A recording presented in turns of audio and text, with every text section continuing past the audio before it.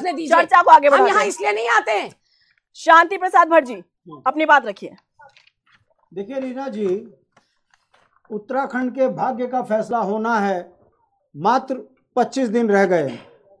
ऐसे में उत्तराखंड में एक संदेश जा रहा है कि दल बदलों की बयार आई, उत्तराखंड की जनता की आफत आई।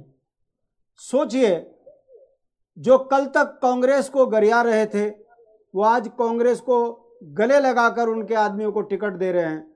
यही हाल भारतीय जनता पार्टी का है, यही कमोवेश कांग्रेस का है। दोनों राष्ट्रीय पार्टियां बिना मुद्दों के दल बदलुओं के सहारे उत्तराखंड की जनता को पुनः धोखा देने का मन बनाकर जिस तरीके से तमंचे पे डांस कर रहे हैं, ये उसी का परिणाम है कि 8 टिकट ऐसे कट गए जो बेचारे आर्थिक रूप से कमजोर थे, वैचारिक रूप से मजबूत थे।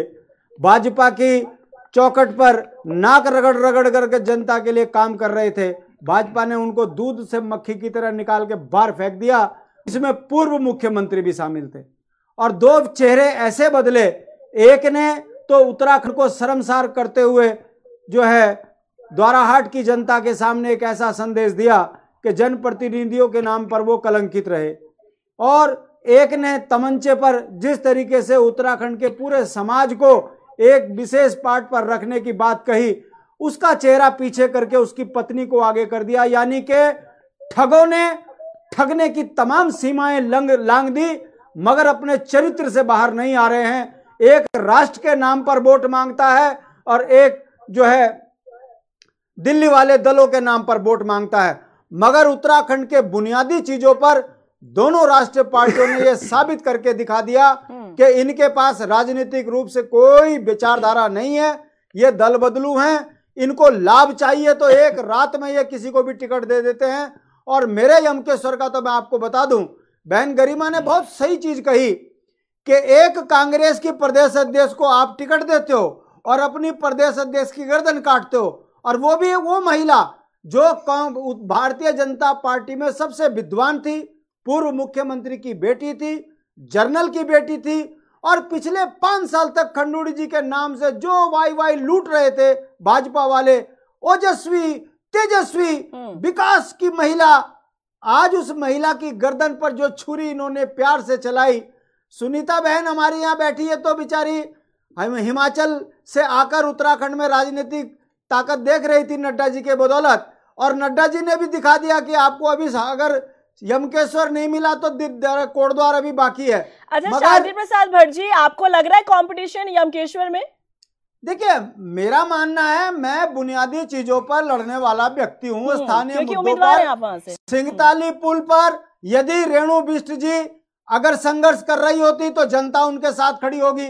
अगर बीन नदी पुल पर यदि वो संघर्ष कर रही होती तो जनता उनके साथ खड़ी होगी। यदि दुगड्डा में जुआ पुल के लिए वो संघर्ष कर रही होती तो हमें लगता कि रेणु जी के साथ जो है इन्होंने न्याय किया।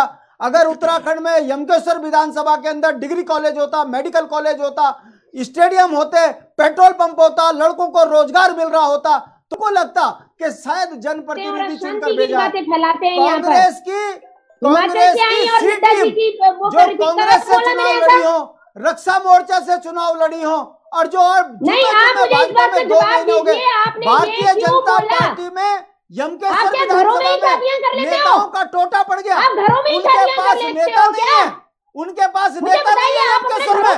यमकेश्वर में झंडा बरदार रह गए भाजपा में। आपने आरएसएस के साथ में जो है बहुत बड़ा धोखा किया है। आपने यमकेश्वर के अंदर यमकेश्वर की जनता के साथ बहुत बड़ा धोखा किया है। आप लोग राजनीतिक रूप से बेईमान लोग हो, आप लोग राजनीतिक रूप से बेईमान लोग हो। आप हिमाचल से आकर यमकेश्वर में नेता बनने के ख्वाब देख रहे थे, मगर जब आपका विरोध हुआ तब जाकर आपका टिकट कटा। आप जेपी नड्डा जी के दम पर जो है हिमाचल से आकर चुनाव लड़ने की बात करते हो, और आप किस आधार पर कहते थे? और अगर आपका टिकट कटा है तो ये यमकेश्वर की जनता के दबाव में टिकट कटा है, और आप यहाँ पर बोलते हो कि यमकेश्वर हमारे घर की सीट है। ये पता लगता है कि आप यमकेश्वर की जनता आपको एहसास कराएगी कि कांग्रेस की सी टीम को अगर आप टिकट देते हो तो आपने भारतीय जनता पार्टी के कार्यकर्ताओं के साथ धोखा किया है। चर्चा लगातार जारी है। शांति प्रसाद भट्ट जी, चर्चा को आगे भी बढ़ा रहे थे सर। अच्छा एक मिनट, शांति प्रसाद भट्ट जी, सुनीता जी, इनको बंद करा दीजिए। अच्छा एक मिनट, चर्चा लगातार जारी है। शांति प्रसाद